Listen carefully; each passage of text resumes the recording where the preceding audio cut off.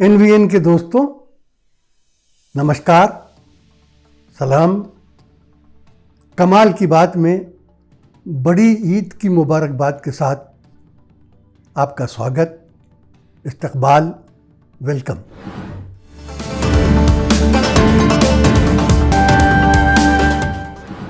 दोस्तों, ये बहुत बड़ा स्कैंडल है। इसे हिंदुस्तान का वाटर गेट स्कैंडल कहा जा रहा है। हम पेगासस, मोबाइल हैकिंग और जासूसी की बात कर रहे हैं। आजकल चारों तरफ उसका चर्चा है। पेगासस क्या है, इसके लिए मैं समझता हूँ कि न जाने कितने वीडियो आप अब तक देख चुके होंगे, तो उसकी पूरी प्रोसेस वगैरह दोहराने से कोई फ़ायदा नहीं। मैं बहुत खुलासे में, सारांश में आपको ये बता दूं कि ये क्या है। दोस्तों, पेगासस एक सॉफ्टवेयर है।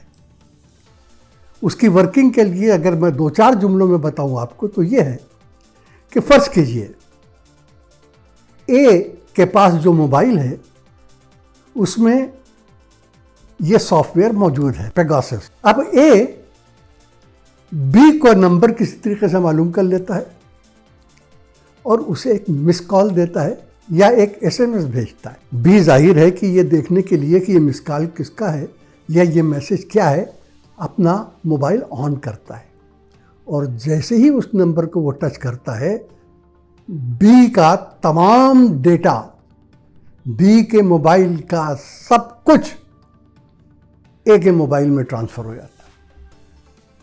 यानी उसने जितनी बातें की हैं, उसने ईमेल मैसेज भेजा है, उसने व्हाट्सएप में मैसेज भेजा है, उसको जो मैसेज मिले हैं वो सब उसने जो तस्वीरें खींची हैं, उसकी जो फ़ोटो गैलरी है, उसकी जो मेमोरी डायरी है, सारा का सारा डेटा ए के मोबाइल में ट्रांसफ़र हो जाता है। अब बी की ज़िंदगी जो है वो ए के मुट्ठी में बंद है, गिरवी हो गई। और ये नहीं कि ये बात सिर्फ ए तक रहेगी, ये बात उस कंपनी को पहुंच जाएगी जिसने पेगासस निकाला है। और ये सॉफ्टवेयर आपके मोबाइल में रहेगा, इस तरीके से रहेगा कि आप जब भी आइंदा कोई बात करेंगे, कुछ भी करेंगे, वो सब उसको ट्रांसफ़र होता रहेगा। हद ये है कि आप अपने मोबाइल को, यानी बी अपने मोबाइल को अगर मेज़ पे रखे हुए है और दूसरे लोगों से बात कर रहा है, तो वो सारी बातें उस पर रिकॉर्ड होती रहेंगी। ए जो है वो बी के कैमरा को भी ऑन कर सकता है और वो ये देख सकता है कि ए बी कहाँ बैठा है, किससे बात कर रहा है। तो आप ये समझ लीजिए कि ये कितनी ख़तरनाक चीज़ है। इसको सिर्फ वही लोग समझ सकते हैं जो मोबाइल की काम का सिस्टम समझते हैं। लेकिन मेरा ख्याल है कि बहुत जल्दी बहुत नीचे तक के लोगों को भी ये मालूम हो जाएगा। तो ये मैंने आपको भाई खुलासा एक बता दिया काम का। मेरा मकसद कुछ और पहलुओं और कुछ और बातों की तरफ आपको का ध्यान खींचना था। पहली बात तो ये है कि ये सब कब शुरू हुआ, कैसे शुरू हुआ, किसने शुरू किया। कहा जाता है कि ये शुरू उस वक्त हुआ जब 2017 में प्रधान सेवक नरेंद्र मोदी इसराइल के दौरे पर गए। ये किसी हिंदुस्तानी प्राइम मिनिस्टर का इसराइल का पहला दौरा था। नेतन्याहू इसराइल के प्राइम मिनिस्टर थे और जैसा कि आप जानते हैं कि जब नरेंद्र मोदी जहाज़ से उतरे तो नेतन्याहू ने सारे प्रोटोकॉल तोड़ते हुए नेतन्याहू गए उस प्लेन के डोर तक और उन्हें गले लगाया और माय फ्रेंड कहा। उसके बाद कहा जाता है कि वहीं कहीं नेतन्याहू ने इस पेगासस सॉफ्टवेयर का जिक्र किया, क्योंकि ये जिस कंपनी ने बनाया वो एक इस्राएली कंपनी है, उसका नाम NSO है। NSO कंपनी ने ये बनाया था। ये शुरू हुआ है 2018 से। 2018 के बाद से ही लोगों के मोबाइल हैक होना शुरू हुए। ये भी सब जानते हैं कि किन किन के हैक हुए और किस किस वक्त हैक हुए। उसमें बहुत नाम हैं। राहुल गांधी का नाम भी है, बहुत से 40 के करीब जर्नलिस्ट का नाम है, बहुत से ऐसे लोगों का नाम है जिनका पॉलिटिक्स से कोई ताल्लुक नहीं है, बहुत से पार्लियामेंटेरियंस का नाम है, बहुत से ऐसे लोगों का नाम है जो जुडिशरी से जुड़े हुए हैं। यहाँ तक कि वो 2 मिनिस्टर्स के नाम भी हैं जो बीजेपी के मिनिस्टर हैं, अश्विनी वैष्णव और प्रहलाद पटेल। ये पहले नहीं थे बीजेपी में, बाद में आए, तो इनके भी टेलीफोन उचक लिए गए। अब ये हुआ कैसे? पहले आपको याद होगा 2018 या 2019 में के शुरू में पार्लियामेंट में ये सवाल उठाया गया था कि ये पेगासस क्या है और इसमें क्या हो रहा है, लेकिन उस वक्त सारी डिटेल्स के लोगों को मालूम नहीं थी, इसलिए बात दब भी गई और दबा भी दी गई। लेकिन उसके बाद दुनिया के 16 बड़े मीडिया इंस्टीट्यूशंस ने, जिसमें हिंदुस्तान का द वायर भी शामिल है, फ्रांस का ले मोंडे भी शामिल है, वॉशिंगटन पोस्ट भी शामिल है, लंदन गार्डियन भी शामिल है, और कई यूरोप के कई बड़े बड़े अखबारों ने मिलकर एक कंसोर्शियम बनाया और उसके बाद ये छानबीन शुरू की कि ये मामला क्या है, ये पेगासस ने क्या किया है, किस किस के टेलीफोन हैक किए हैं, और उसके बाद उन्होंने अपनी रिपोर्ट पेश की कि दुनिया में 50,000 लोगों के जो मोबाइल डाटा हैं वो पेगासस के थ्रू दूसरी जगह पहुंचाए जा सके, और ये पहुंचाए जा चुके हैं सिर्फ उस तक नहीं जिसने इसको हायर किया है, जिसने इसे लिया है, बल्कि एनएसओ तक भी। यानी ये हाल है कि आपका हाल सिर्फ एक पार्टी को नहीं मालूम है, 2 पार्टियों को मालूम, तो उनमें से कोई भी आपको ब्लैकमेल कर सकता है। और ये वाक़यात हुए हैं।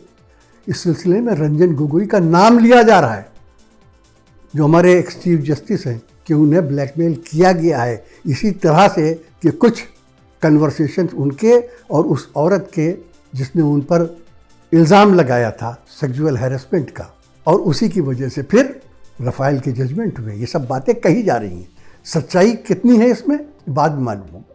अब सवाल ये है कि ये किसने हायर किया। हमारे उस वक्त आईटी मिनिस्टर, जब ये सब हो रहा था, रविशंकर प्रसाद थे। अब वो मिनिस्टर नहीं है, लेकिन अब वो एक बात कह रहे हैं, और वही बात बहुत इंपॉर्टेंट है। वो बात ये कह रहे हैं कि भाई 45 कंट्रीज के नाम आ रहे हैं कि उन्होंने इसको इस्तेमाल किया है, तो सिर्फ हिंदुस्तान का नाम क्यों उछाला जा रहा है? इसका मतलब है कि वो ये मान रहे हैं कि हिंदुस्तान में भी ये काम हुआ है। आप पहले रविशंकर प्रसाद की बात सुन लीजिए। इसीलिए ये सवाल फिर रेलेवेंट होता है कि अगर 45 से अधिक देश पेगासस का उपयोग कर रहे हैं, जैसा कि एनओसी ने बताया है, तो सिर्फ भारत को ही टारगेट क्यों किया जा रहा है? अब सवाल ये है कि वो ये तो नहीं कह रहे हैं कि हमने पेगासस को इस्तेमाल नहीं किया, वो तो सिर्फ ये कह रहे हैं कि बाकी 44 कंट्रीज ने भी किया है, उनका आप नाम क्यों ले रहे हैं, हमारा नाम क्यों ले रहे हैं? लेकिन किया तो है आपने। अब सवाल ये होता है कि किसने किया है। अगर आपने किया है या हिंदुस्तान में किया गया है, तो किसने किया है? एनएसओ कहती है कि हम ये सॉफ्टवेयर किसी प्राइवेट एजेंसी को नहीं देते, हम इसे किसी प्राइवेट पार्टी को नहीं देते, हम इसे सिर्फ गवर्नमेंट और गवर्नमेंट की एजेंसीज को देते हैं, और इसलिए देते हैं ताकि वो नेशनल सिक्योरिटी और टेररिज्म की पर नज़र रखें, उन्हें संभाल सकें। तो अगर सिर्फ गवर्नमेंट को देते हैं और हिंदुस्तान में ये पेगासस मौजूद है, तो इसका मतलब है कि एनएसओ से ये सॉफ्टवेयर इंडियन गवर्नमेंट ने लिया है, मोदी सरकार ने लिया है। जिनके फ़ोन हैक हुए हैं, क्या उनका कोई, जैसे राहुल गांधी मिसाल के तौर पर, राहुल गांधी, तो क्या राहुल गांधी कोई नेशनल सिक्योरिटी थ्रेट है? क्या हमारी सुरक्षा के लिए कोई खतरा है? राहुल गांधी का क्या किसी टेररिस्ट आउटफिट से कोई ताल्लुक है?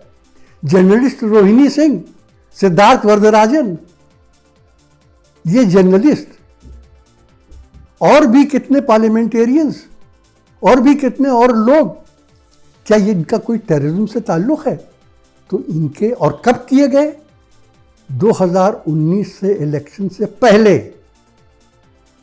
यानी जिस वक्त आपको याद होगा कि मोदी गवर्नमेंट उस वक्त सख्त परेशान थी, बीजेपी सख्त परेशान थी, ये बातें हो रही थी कि गालिबन इस बार नरेंद्र मोदी और बीजेपी नहीं आ पाएंगे। उस वक्त ये सब हो रहा था, उनको मालूम हो रहा था कौन क्या कर रहा है और वो उसका तोड़ कर रहे थे। ये जासूसी अनकॉन्स्टिट्यूशनल है, संविधान के खिलाफ है, आईन के खिलाफ, ये जुर्म है। और ये बात बहुत दिन तक ढकी छुपी नहीं, चाहे जितना जोर लगा ले नरेंद्र मोदी की गवर्नमेंट, चाहे जितना जोर लगा ले बीजेपी, चाहे जितना जोर लगा ले, ये मामला रुकेगा नहीं। क्यों नहीं रुकेगा?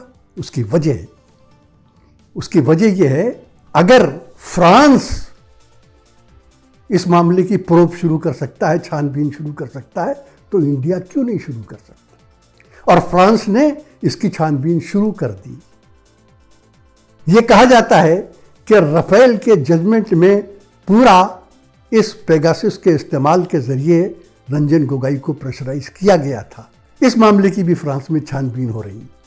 तो ये मामला दूसरी जगह जब प्रोब होगी और दूसरी जगह मालूम होगा कि क्या हुआ है, तो नामुमकिन है कि हिंदुस्तान में ना मालूम हो। और सबसे बड़ी बात ये कि अगर मोदी जी और अमित शाह और ये रविशंकर प्रसाद ये कह रहे हैं कि हमने कोई ऐसा काम नहीं किया जो हिंदुस्तान के संविधान या कानून के खिलाफ हो, तो भी डर क्या है?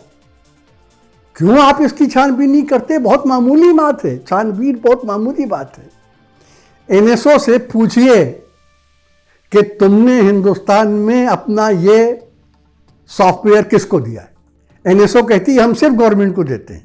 आप एनएसओ से कहलवा दीजिए कि नहीं, हम गवर्नमेंट को नहीं, हम दूसरों को भी देते हैं। अगर ये बात उसने कह दी कि हम तो किसी को भी देते हैं, तो आप चुप जाएंगे। लेकिन अगर इसने बात नहीं की कही और ये कहा कि ये सॉफ्टवेयर ऐसा है कि जो हम किसी प्राइवेट पार्टी को दे ही नहीं सकते, ये हमारी कंपनी के उसूलों में नहीं है, हम फंस जाएंगे, हम इंटरनेशनल लॉ के खिलाफ चले जाएंगे, तो फिर इसका मतलब ये है कि एनएसओ से ये Pegasus software government of India ने लिया है और गवर्नमेंट ऑफ इंडिया ने इसे अपने विरोधियों की जासूसी के लिए लिया है। और ये जुर्म है, ये खिलाफ कानून है, ये संविधान के खिलाफ है, ये इंडियन कॉन्स्टिट्यूशन के खिलाफ है। और यही जुर्म, इसी तरीके की टैपिंग रिचर्ड निक्सन ने की थी, जिसे वाटरगेट स्कैंडल कहा जाता है। दोस्तों, अमेरिका दुनिया की सबसे पुरानी डेमोक्रेसी है। दुनिया की सबसे पुरानी डेमोक्रेसी के चीफ एग्जीक्यूटिव रिचर्ड निक्सन ने वाटरगेट के बाद इस्तीफा दे दिया था। भारत का दावा है कि हम दुनिया की सबसे बड़ी डेमोक्रेसी हैं, सबसे बड़ा लोकतंत्र है, सबसे बड़ी जमहूरियत है। देखना ये है कि इस हिंदुस्तानी वाटरगेट के स्कैंडल में जो चीफ एग्जीक्यूटिव इन्वॉल्व हैं, यानी हमारे प्रधान सेवक, वो रिचर्ड निक्सन की राह पर चलते हैं या नहीं चलते हैं। ये सब मामले सामने आने में बहुत देर नहीं लगेगी। आज बात यहीं ख़त्म करते हैं दोस्तों, अगले वीडियो में फिर मिलेंगे। तब तक के लिए हसन कमाल, आज़म शहाब, डॉक्टर सलीम और फैसल सैयद को इजाज़त दीजिए। जय हिंद, खुदा हाफिज़।